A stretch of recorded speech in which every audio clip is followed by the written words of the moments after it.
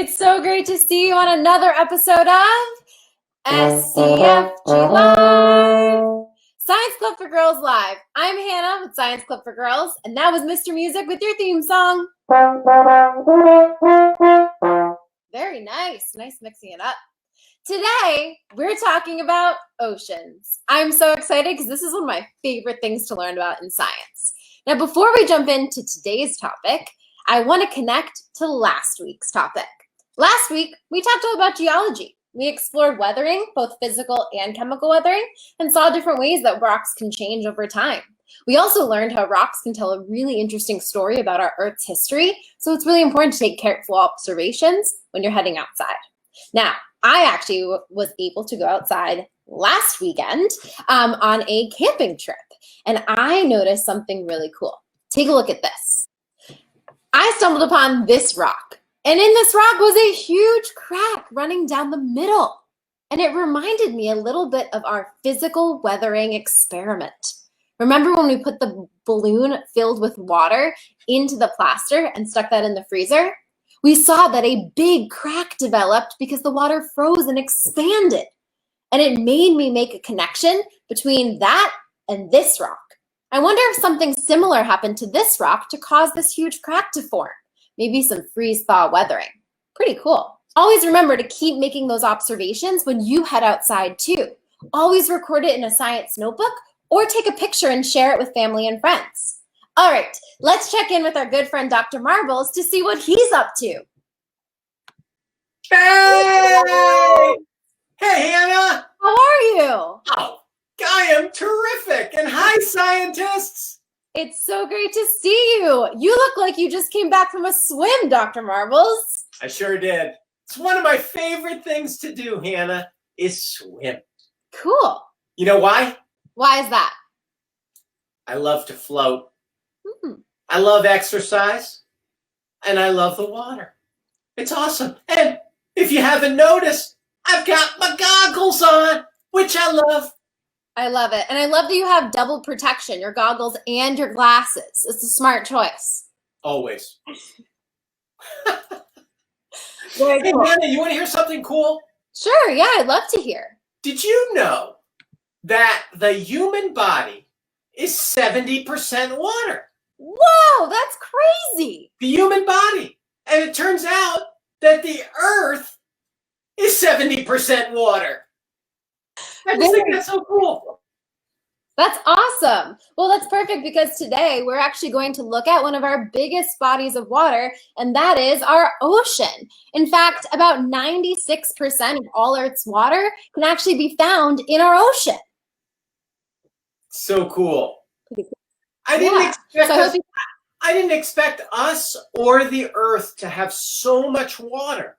I mean, when you look at me, you don't think about water, but you know what? It turns out that in our cells, they're all water. They're like little bubbles of water in our cells. And that's where it's all held intact. So that's why we're not leaking everywhere.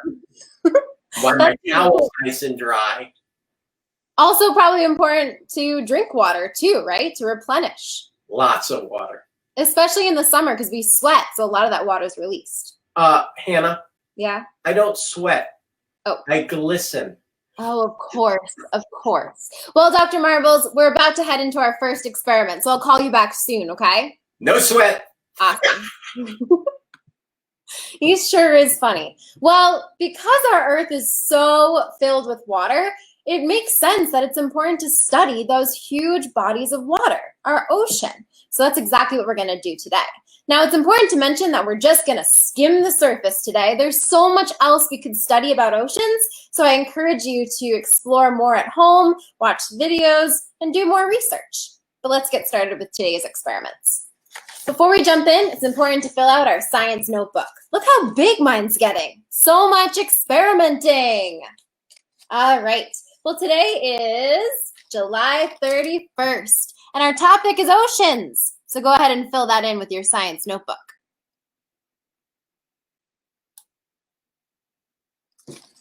Great. Let's get started with today's experiment. Now, The difference between the ocean and a lot of our other bodies of water is the saltiness. You will know this if you've ever gone to the ocean and accidentally swallowed some water. It doesn't taste too good. In fact, it kind of stings your throat and your eyes. Now, salt is really important because it provides an important property for oceans, and that is that it makes it more dense. Now, to show this, we're going to do an experiment. This is a really interesting experiment, an easy experiment to do at home. All you need is a bowl of water with plain water and a bowl of water with salt water, just water with salt in it. Then you can choose any items that you have around your house that you want to test out. Boom! Prediction chicken! All right. Someone's really excited for today's prediction chicken, huh? Yeah, you know what? We're changing it today. Instead of prediction chicken, we're calling it sink or swim. That's right, because today we're going to see if certain objects will either sink or swim in salt water and fresh water. Yep. So, are you ready? Yeah, we're ready. Cool. Let's start off with our first object, and that is our dinosaur. So, Dr. Marbles and Prediction Chicken, do you think the dinosaur will sink or swim in our salt water?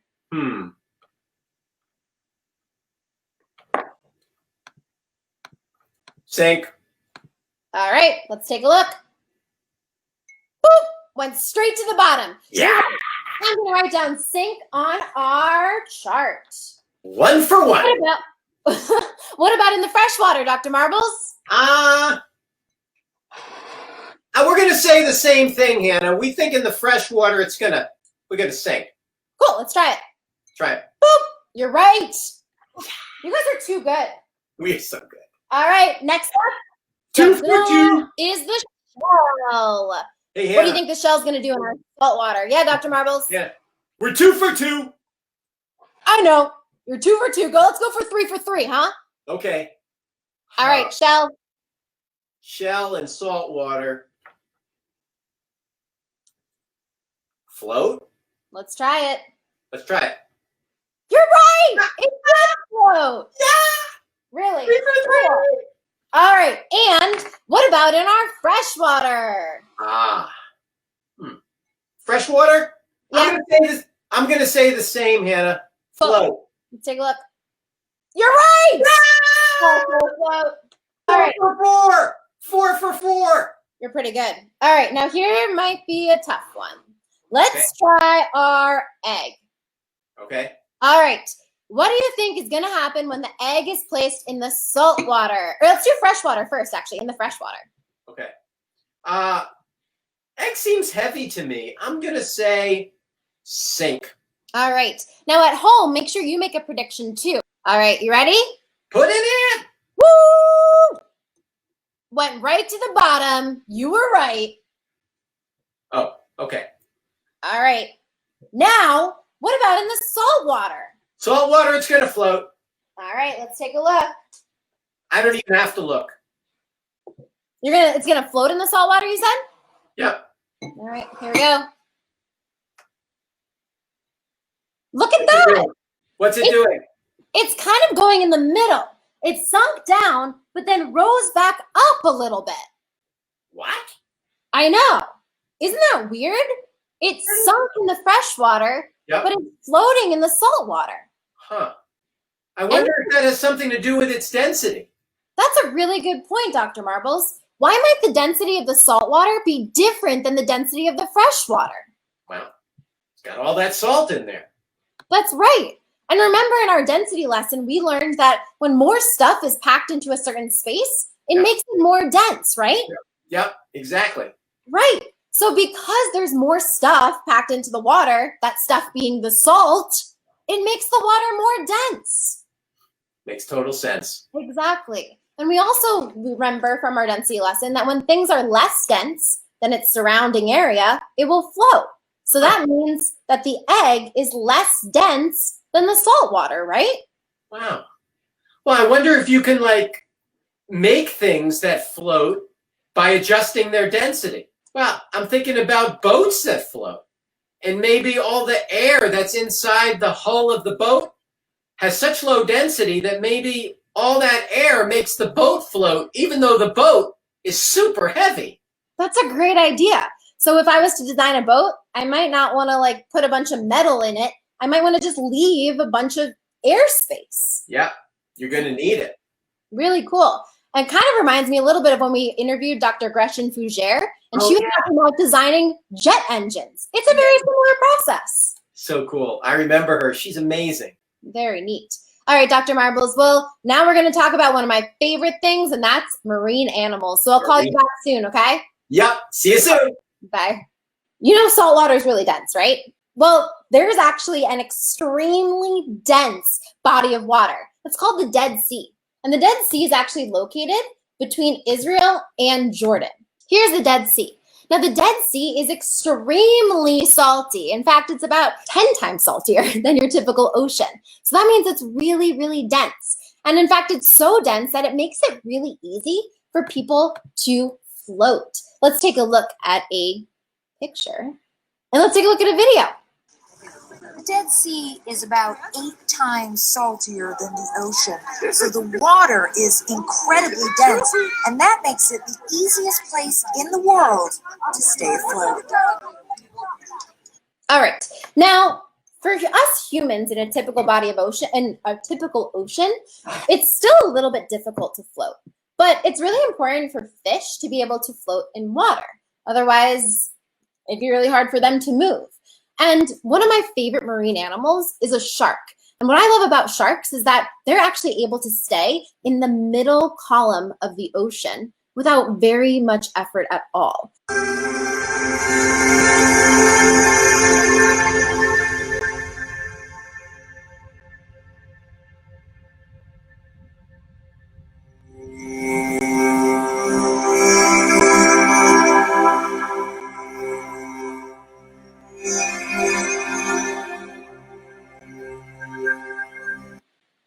So cool. It was so easy for the shark to stay in the middle of that ocean column without much effort at all. Now, let's take a look at how sharks can do that, how sharks can stay in the middle of the ocean column. All right. Now, for this cool experiment, you're going to need, again, some pretty easy materials. You'll need a toilet paper roll, some coins, a Sharpie, a bowl of water, and that's it. All right, our first step is the best step. Go ahead and draw a shark on your toilet paper roll. You can also cut out a picture of a shark, but I think drawing is more fun, even if you're not the best artist. Okay, now, sharks have some weight, right? They're pretty heavy. So to mimic the weight, go ahead and tape some coins to your toilet paper roll. You can use any coins that you have laying around and just use some tape. Okay, now I'm ready for my shark to swim. I'm gonna place my shark in my bowl of water. But before I do that, it's time to make another prediction chicken. What do you think is gonna happen when I put my shark in my water? Prediction chicken! Hey, Hannah. Hey, Dr. Marbles. I was going to tell you something. What's that? When you showed that picture of the shark, Yeah? originally, I put my hand up because I was scared. Oh no, why were you scared? I don't know. Sharks kind of scare me sometimes, but I'll tell you something. When you showed that video, gosh, that was so beautiful. The way that shark was swimming. Yeah. And So I brought my hand down and I wasn't scared. that's great. It's so effortless, right? Like it barely moved its tail. It just looked like it was nicely kind of dancing through the water, right? Hey, I know you weren't expecting that, so thank you. Yeah, of course. Yeah. All right, now on to prediction chicken. Okay. What do you think is going to happen when I put my paper towel tube shark into my bowl of water? Ah, did you get the question? Okay, what do you think? Yeah. No, I wasn't scared. No. It started to swim. Like, hey, we got to answer this question. He said it will sink. Let's take a look. Here we go. Ready? Oh, down! Oh no! You guys were right. Yeah. But I don't want my shark to be at the bottom of the ocean floor. I want him to swim and float in the middle of the ocean. So, Dr. Marbles and Prediction Chicken, do you have any ideas of what I could do? What do you think? Yeah. Yeah. Okay. He said you have to play with the density. You're going to have to adjust the density so that the shark, the toilet paper roll, will float. Huh. That's a great idea. Maybe if I put something that's less dense than the surrounding water inside the shark, Yep. it might allow it to float. I think that's what he's getting at. Let's give it a try. Okay, let's try it out. So, luckily, I have something that's less dense than the surrounding water, and that's vegetable oil. So I'm going to put some vegetable oil inside of a balloon and then put that in the shark and see what happens. Now, this is kind of messy, so I actually went ahead and did it ahead of time. So here's my balloon filled with vegetable oil. And here is my paper towel tube. I've already attached my pennies, and I also already drew another shark. So take two. Let's put the balloon inside. There we go. All right, take two. Let me take out sinking shark and put in our new shark. Let's take a look.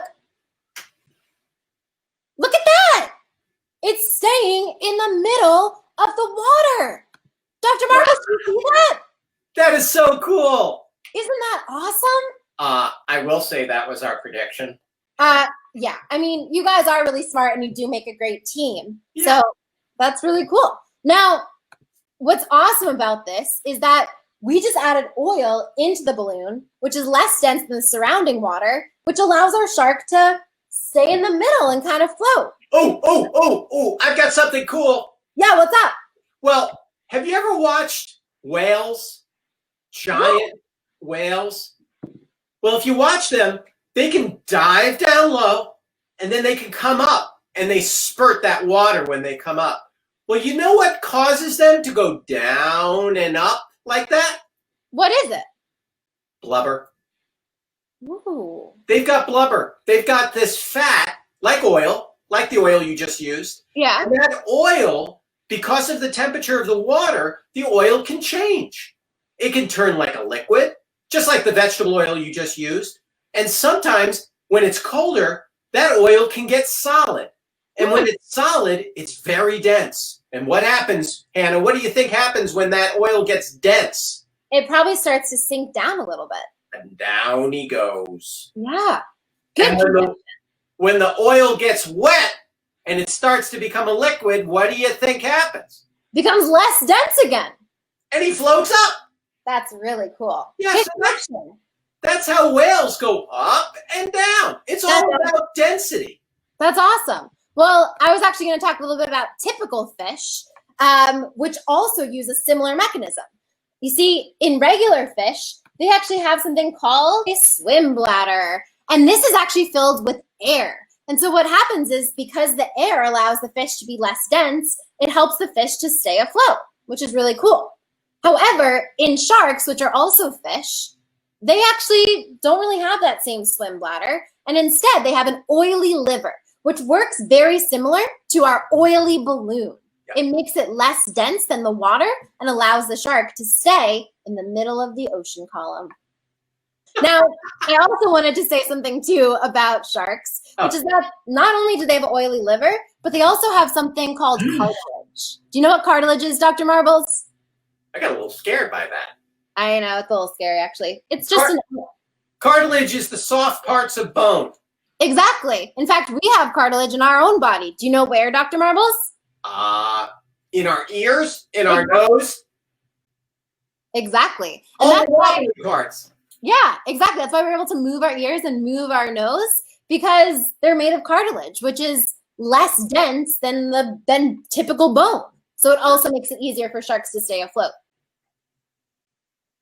Hey, you know what else, Hannah? What's up? Well, cartilage is kind of the early bone. It's like when bone is growing. So, what do you think? Infants, little babies, They have lots of cartilage. Cool. Yeah. So they're less dense than a typical adult human. Yep. Cool. What's the fact? No extra charge. Love it. So many facts today, Dr. Marbles. It's At fantastic. least 4. That's awesome. Well, as I said, we just skimmed the surface of the oceans today, and there's so much else to learn about oceans, and I wanted to learn more. So I decided to go to the experts. So I was actually able to talk to 2 ocean experts. Their names are Marianne and Amy. And Marianne works at the Atlantic White Shark Conservancy, so she's like a shark expert. And then Amy works at somewhere called the New England Ocean Science Education Collaboration. And so I was able to sit down and talk with them, and I wanted to share that information with you guys. Are you ready to take a look? Totally. Let's take a look. So let's start off by you just telling us a little bit more about yourself, your name, and what you do. Yeah. So my name's Marianne, and I am the education director for the Atlantic White Shark Conservancy. We are a nonprofit organization based down on Cape Cod. And we are focused on white shark conservation specifically. So we have a staff scientist who works collaboratively with other scientists from across New England on different white shark research projects. And then we use that information and we want to educate the public. So we believe that those 2 things, research and education, go hand in hand for a successful, conservation strategy. My name is Amy Bonanno, and I have worked as a manager for NEOSEC, which is the New England Ocean Science Education Collaborative, for the past 5 years. The New England Ocean Science Education Collaborative, kind of like it sounds, combines, we have over 60 members that are institutions in the area that are either research, education, or government agencies that all do a form of marine science or education. So we come together and we learn together.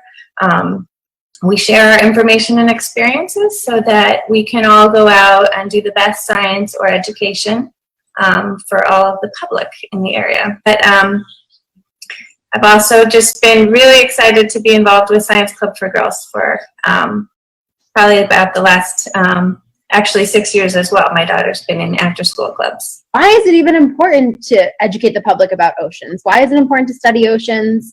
Why should we learn more?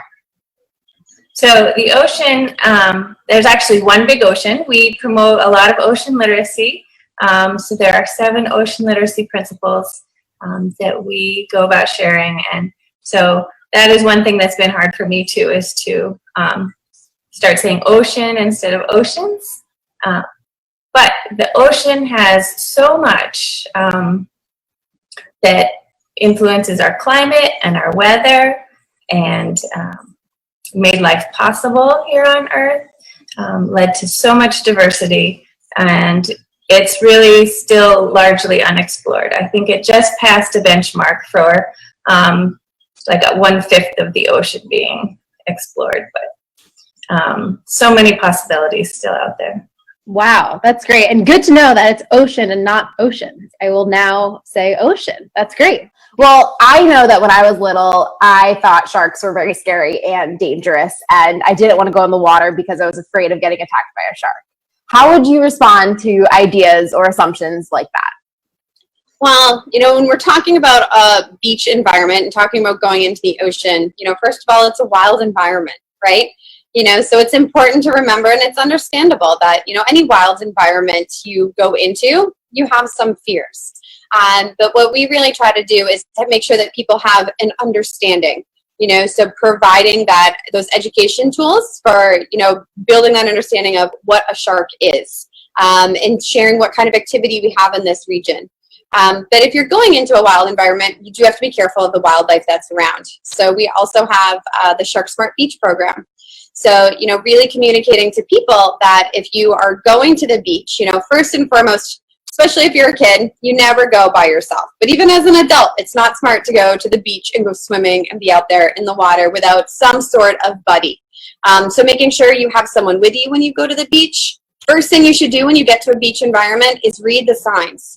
If you're going to a private beach, you should do a little bit of research and learn about what kind of wildlife can be found in this area. Here in New England right now, we are seeing this spike in jellyfish populations. which is not something, necessarily we've had to worry about when we go to the beach before, but depending on what beach you're going to, it's good to familiarize yourself. We have recommendations you don't go beyond waist deep into the water, and that if you are surfing, paddling, kayaking, anything like that, you do so in a group. Shark attacks are incredibly rare, but it is something, we do discuss with people and we answer those questions. But we really, try to reinforce that, idea of let's talk about what a shark is and let's look at how it is a fish. And it's not just any fish, but it's a predator in the water. And white sharks specifically are apex predators at the top of our ocean food chain. So they do have that role in the ecosystem to help to maintain a balance of our ocean food web. When we think about sharks, a lot of times people think that they're scary because they eat. But I know I skipped breakfast this morning, and right now I'm really hungry. So, communicating that as a living thing, they do have to eat. Sometimes reminding people of that helps to bring in that reality factor of, okay, so I'm scared because I see them eating, but I eat all the time too. So, and it seems like you know a lot about sharks, and I'm curious how you got interested in sharks in the first place. So for me, I was actually never a shark kid. For me, I just loved the beach. And so when I was growing up, I went to a camp where I took a marine biology class, and all of a sudden I realized, okay, I love the beach, and I can study the beach and maybe have a job working at the beach in some way. It could be a really great life. And when I was in college, I then had the opportunity to take a course and go to the Bahamas. Totally signed up for that because, again, love the beach. So the idea of earning college credit by going to the Bahamas just sounded like a win-win. And the whole course was focused on shark research. And that experience just completely changed my life in terms of how I, looked at the ocean as a whole. And for the first time for me, it led me to look at things from more of an ecosystem approach because we were so focused on studying sharks because of their important role in the ecosystem. It helped me to then see their role and how they're connected to all these other things. And so that was what started, my love and my interest in sharks. People ask us all the time, how do I grow up and work with sharks? And how do I have that, a career like you have? And first and foremost, you got to be open, to try different things because you never know how one experience can then lead and segue to something else. So even though you might have an interest in sharks, there's an opportunity working with dolphins. Don't say no to it because you never know how that experience then can prepare you for down the line in your career. That's awesome. And today we also learned about how sharks remain buoyant in our oceans and work against the force of gravity, which was really cool to see. And I'm curious if I'm sure you do know other cool shark facts, but I'm curious if you have any that you'd like to share with us. Yeah. So actually looking at, when you're talking about sharks in the water column, this lab that you guys are doing today is really great and it's a great understanding. But with over 400 known species of shark, all of them are a little bit different. And so having a liver that is rich in oil is one way in which they try to have that neutral buoyancy and be able to stay in the middle of the water column. But there's actually one type of shark, and it's found here in New England. It's called the sand tiger, and it's super lazy. And so what the sand tiger shark has actually realized that if it comes up to the surface, it's going to gulp air because then it's going to sink down a little bit. And then it doesn't have to be swimming. Then it's really going to perfectly just float in the middle of the water column, but it has this huge air pocket in its belly. So what do you think it's going to have to do after a little while? Burp. It's going to have to burp. And so this is a shark species that can actually burp. So they burp it out, and then they're going to have to keep on swimming because most species of shark do have to continue swimming in order to be able to float in the water column because as they're swimming forward, that helps generate that lift force. So you mentioned gravity, but to overcome gravity, they have to have that lift. So it's not just the oily liver, it's a combination of things in their body. So they have to generate a thrust force by moving their caudal fin and then get that lift. But the sand tiger has figured out a way to get around that by coming to the surface and gulping that air and then holding it until they can't anymore, and then they actually burp it out. Right. And my last question for you is that there's a lot of young viewers who are watching our show, and I'm curious if you just have any advice for them. Yes, I would say my advice for young viewers is one, to follow your curiosity. So I think that if something interests you, to go ahead and look it up, see what you can find out, and continue to do experiments or build things. Keeping a connection to nature is also really important. As being outside as much as we can right now is super important. Just being around so many different pieces in nature and observations, making observations while you're outside is really important. So many of the beaches around here have so many cool rocks, so you can go down to the shore and arrange them all by color or shape or size and learn some cool things. Cool. That was awesome, and honestly, so helpful to learn from such experts. All right, let's check in with Dr. Marbles and see what he thought about listening to the experts. Marbles. Hey, what did I think? I was amazed. Marianne and Amy are just so cool, and what they're doing is amazing. Yeah. I'll tell you, Hannah, you know what it made me think of? What did it make you think of? Do you remember when we did our session on space? Oh, yeah.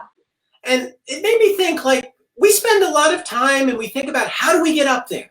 How do we get up to space so we can explore a whole new land? Yeah. Well, the ocean, not the oceans, the ocean is like a whole new land right here. Yeah. And it's right there for us to explore. You said 70%. That's huge. Right. And there's so much to learn. Yeah. And there's so much that we still don't know. And there's so much we don't know. So I'll tell you, here's the things that came to mind listening to Marianne and Amy. Just a couple of words. Number one, preserve. Take care of the oceans. They're there for us to learn and to respect. Yep. Number two, learn, learn, learn. I mean, what we learned about sharks today has big implications. And lastly, care. Take care of the ocean. Take care of each other. And she said something at the end that I really loved. She said, it's not many oceans, it's one ocean. Right. And that's kind of how I think about us. Right. There's a lot of us, but we're all like one. Right. I loved the ocean before the show, Hannah, and now I really love the ocean. So thanks for letting me be a part of it. Of course. It's definitely got me thinking more about the ocean. And I have so many questions, just like Claire's asking questions in here and Ellen's asking questions. I'm going to continue to ask questions, and I'm going to continue to search for answers and do experiments about the ocean. Because just like you said, there's just so much we don't know and so much to explore. And that's why it makes me excited too that Claire wants to be a marine biologist, which is awesome. Yeah. Very cool. Well, Dr. Marbles, thank you so much for joining us again. It was so great to have you. I hope you can join us next week and keep exploring, keep experimenting. And this was SCFG Live. Fantastic. I'll see you everyone later. Bye, scientists. Bye. Bye.